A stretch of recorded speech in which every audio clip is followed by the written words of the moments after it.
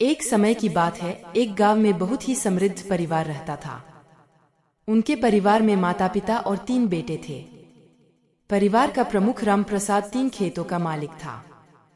वह अपने खेतों को लेकर बहुत ही समझदार था। उनकी पत्नी सीता भी बहुत ही सहयोगी और उत्तेजक औरत थी। रामप्रसाद के तीनों बेटे बचपन से ही उनके साथ खेतों में काम करते थे। उनका परिवार जितना समृद्ध था उतना ही उनका आत्मविश्वास भी बढ़ता था। लेकिन जैसे जैसे समय बीतता गया, रामप्रसाद की सेहत में कुछ गिरावट आने लगी। उन्हें खेतों में काम करने में तकलीफ होने लगी थी। एक दिन रामप्रसाद का तेज बुखार चढ़ गया। उन्होंने अपने बेटों से कहा, मैं अब और खेतों में काम नहीं कर सकता, तुम्हें खेतों का ध्यान रखना होगा। उनके बेटे उनकी चिंता को समझते थे।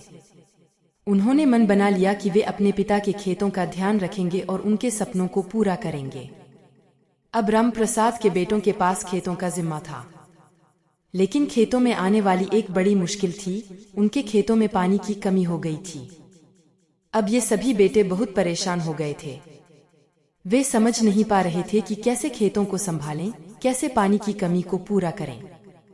इसी बीच एक अज्ञात यात्री गांव में आया। उसका नाम अर्जुन था। वह एक बुद्धिमान और जानकार व्यक्ति था। अर्जुन ने खेतों की हालत देखी और बच्चों की परेशानी को समझा।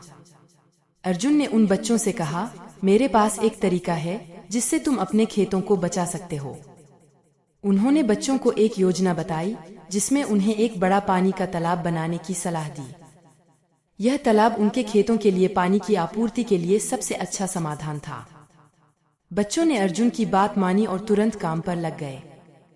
वे एक साथ काम करते हुए तालाब बनाने में लग गए। तालाब बनाने के बाद उनके खेतों में पानी की समस्या होना बंद हो गई। उनकी मेहनत और संघर्ष ने उन्हें सफलता की ओर ले गया।